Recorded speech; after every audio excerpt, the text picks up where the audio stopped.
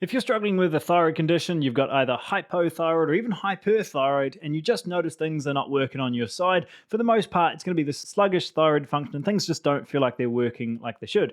What I want to walk you through today is going to be an awareness of the exercise shifts you need to make to get your body and energy back on your side. This is something that always slips under the radar because we look at the nutrition piece, we look at the supplements, we look at the medications potentially that we need, and they could all be important. But looking at exercise is a bit that's always missed, and we've seen really big changes with. So I want to start here and give you some really tactical steps to improve how you look at the type of exercise you're doing. Of course, doing some exercise is going to be better than none, but if you want to really make the most of your time, these are the tweaks you need to make. So what I'm going to do is really bring this up through our heart rate zones, a really nice simple graph that gives you an ability to look at the different zones for different ages as we get older, and being able to build in an awareness of those 5 different heart rate zones that we are going through. So at the top we have our zone 5, we've got zone 4, zone 3, zone 2, and zone 1.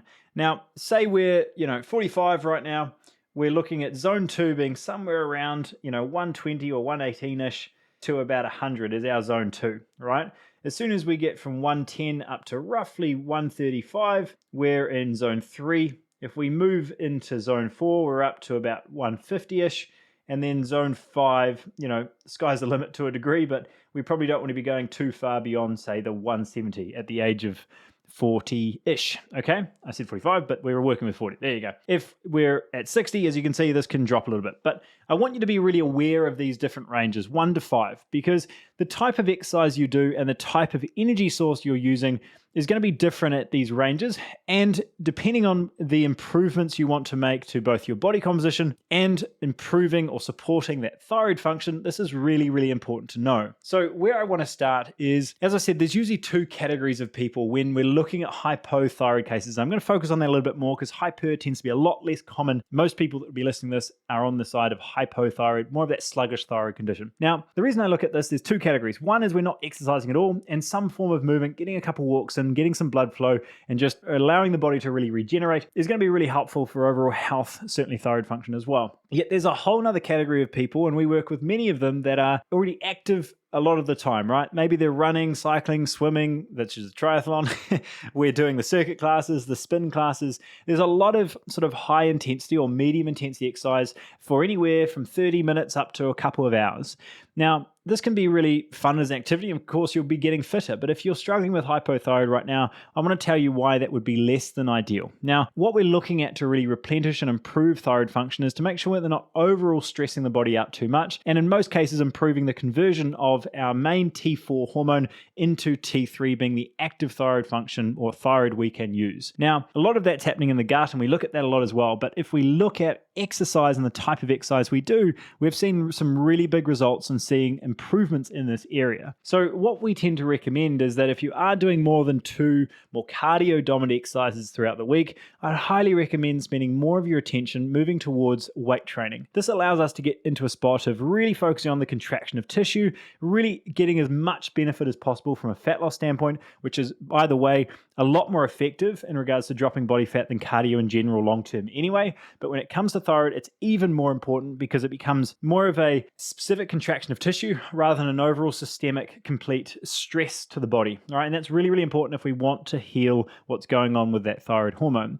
So looking at the types of exercise you're doing, if we bring it back to this graph, is we're putting yourself in one of 2 categories, right? One, we have this high intensity type movement, which really wants to be really getting us into a point that we're working really hard, but quite a short amount of time. So if you think about weight training, we're really doing some sort of intense movement, at least acutely to a muscle, for anywhere from 30 seconds up to maybe 2 minutes max, right? But then we hopefully are taking the time to rest anywhere from 30 seconds up to potentially 60 or 90 seconds to allow that heart rate to come back down. So really, weight training is not always high intensity. It's a mixture of high and low.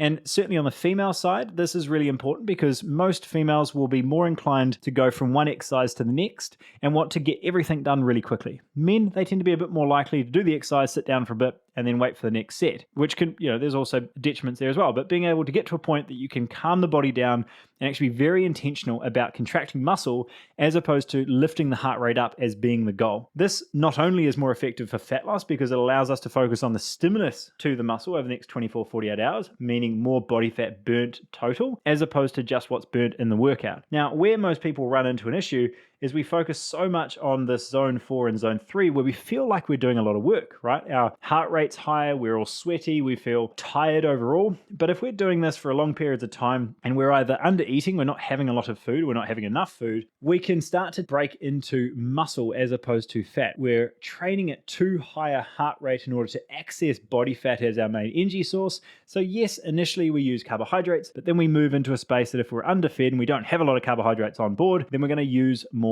muscle as fuel. So this is where we see way too many times people that are starving themselves, they're not eating enough, or they're just missing meals, and maybe they're not even hungry, they just undereat quite regularly, yet they're training all the time, right? So we look and we calculate what they're doing. They might only be having 1,200 calories or less, yet they're training 5 days a week and they're not dropping body fat. Well, what's going on there, right? Yes, there's hormonal components there, and if you're going through perimenopause, there's other considerations to take into account, but looking at this through the space of undereating, exercising a lot as a basic equation of calories in, calories out, you'd think that would work, but it doesn't, because if you're stressing out the body to that degree, not to mention that factor of the thyroid function on top, we simply don't have the ability to access fat during the workout. We break down a lot of muscle and we really suppress that overall metabolic rate. So not only is this helpful for the general population, it's also really, really crucial to improve the specificity of exercise to know your goal. Because if your goal is fat loss, spending too much time in zone 4 and 3 tends to be detrimental or simply just not as productive as you could be to increasing your fat burning capacity as well as that improvement of thyroid function. So this is where this